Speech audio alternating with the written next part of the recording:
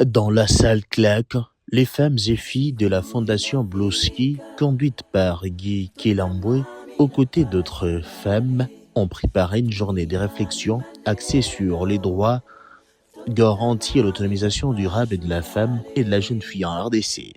Tour à tour, les différents panélistes ont animé des modules au profit des participantes. Parmi eux, Malkia, venue de Burundi, a notamment montré aux femmes comment fabriquer un pagne.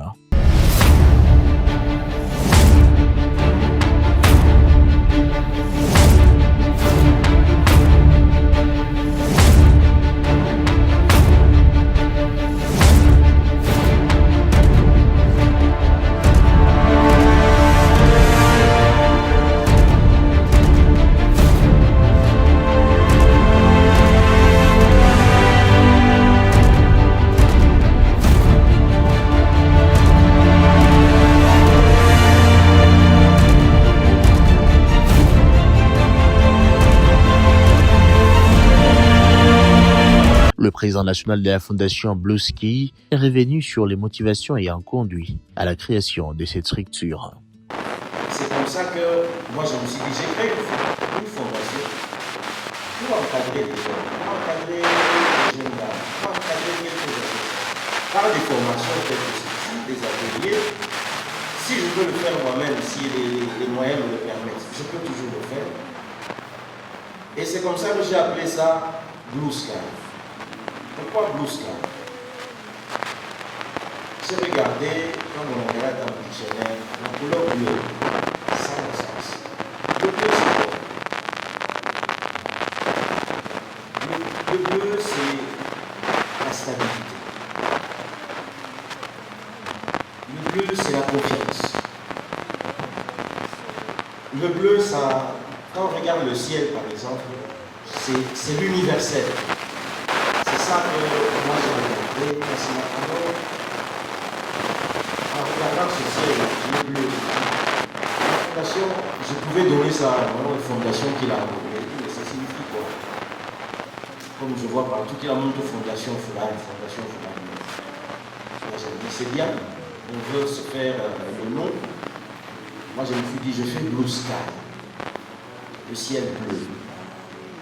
Pour que les gens que nous allons encadrer, qu'ils soient stables, qu'ils puissent aller loin, qu'ils soient beaux et que ceux qui entreprennent, que ce soit des choses très belles. Le bleu, c'est la sérénité, c'est la stabilité, c'est aussi la vérité. Aimé Magnong a pour sa part exhorté le participant à s'engager dans une autonomisation durable, tant sur le plan intellectuel qu'économique.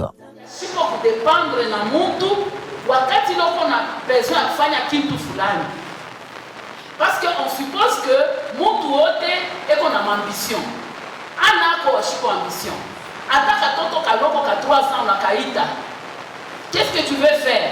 Akwambia, moi je veux que tu m'amènes au cercle Manika ou c'est comment encore, à la joie par exemple, pour que j'aille jouer. C'est une ambition. On peut prendre ça petit, mais pour l'enfant, ça représente grand-chose. Mais les femmes matures que nous sommes, nous avons des projets. Il y en a qui veulent être des entrepreneurs, il y en a qui veulent être des femmes politiques, des députés, des sénateurs, des bourgmestres, ils veulent être des PDG dans des entreprises, ils veulent être des administratrices dans les territoires. Ce sont des ambitions. Et vous en avez le plein droit. Mais maintenant, pour réaliser cela, vous avez besoin de moyens. Et ces moyens ne doivent pas provenir des autres. Vous devez être capable de générer ces moyens par vous-même. De son côté, Pascaline Nombi a rappelé les axes d'intervention du mouvement Rien sans la femme, tout en évoquant les avantages et les défis liés à l'autonomisation. Merci beaucoup, Madame Pascaline. Je suis le point focal du mouvement Rien sans les femmes. En cette date, comme nous sommes encore au mois de mars, où nous célébrons la journée internationale des droits de la femme, nous avons voulu organiser cette journée de réflexion. Pourquoi? Parce qu'il y a d'abord un mot qui persiste, l'autonomisation. Parce que chaque fois, on remarque, chaque année, le mot autonomisation revient dans le thème. Alors cette fois-ci, on a dit autonomisation durable. C'est ce qui nous a amené à organiser cette journée de réflexion pour qu'on puisse réfléchir ensemble pourquoi on a déterminé autonomisation durable pour faire comprendre aux femmes de prendre les choses au sérieux. Si la femme, dans un premier lieu, la femme doit accepter de recevoir des formations. La femme doit être formée parce que si vous n'avez pas une formation, vous ne saurez même pas comment gérer même l'argent, comment est-ce que vous pouvez être autonome. Donc la femme doit passer par la formation et après la formation, maintenant, elle va entrer dans la vie pratique pour mettre en pratique ce qu'elle a appris afin de devenir vraiment une femme autonome.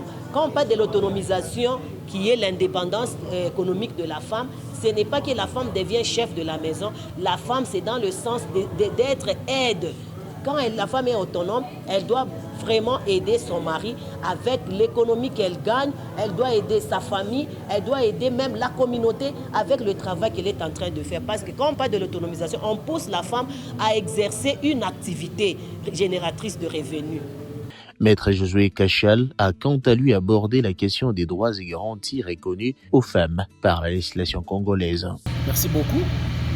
Notre intervention, c'était en rapport avec le droit garanti aux femmes par la législation congolaise. Comme vous le savez, il y a plusieurs lois qui garantissent le droit de la femme. Nous avons premièrement la Constitution qui est la loi mère, nous avons le Code de la famille, nous avons le Code du travail, nous avons la loi portant protection de l'enfant, nous avons la loi électorale. Il y a plusieurs législations qui garantissent le droit de la femme de participer au même pied d'égalité que l'homme. Et c'est autour de ça que nous avions essayé un peu de parler. Enfin, Guy Kilambwe a présenté les objectifs principaux de l'organisation de cet événement. Je crois que c'est tout à fait normal. Nous avons organisé cette activité pendant ce mois de la femme pour que les femmes ne soient pas seulement honorées, mais surtout formées et être informées sur ce qu'elles peuvent faire pour être autonomes, pour être indépendantes et pour s'épanouir dans leur futur. C'est comme ça que nous avons contacté l'association Rien sans les femmes, pour qui nous avons beaucoup d'estime, et avec la fondation Blue Sky, faire en sorte que les femmes réfléchissent, que les femmes puissent savoir comment s'auto-former et être utiles à la société. Cette rencontre s'est voulue en cadre d'échanges d'expériences et de réflexions autour des droits des femmes, ainsi que des stratégies visant à renforcer leur autonomisation durable.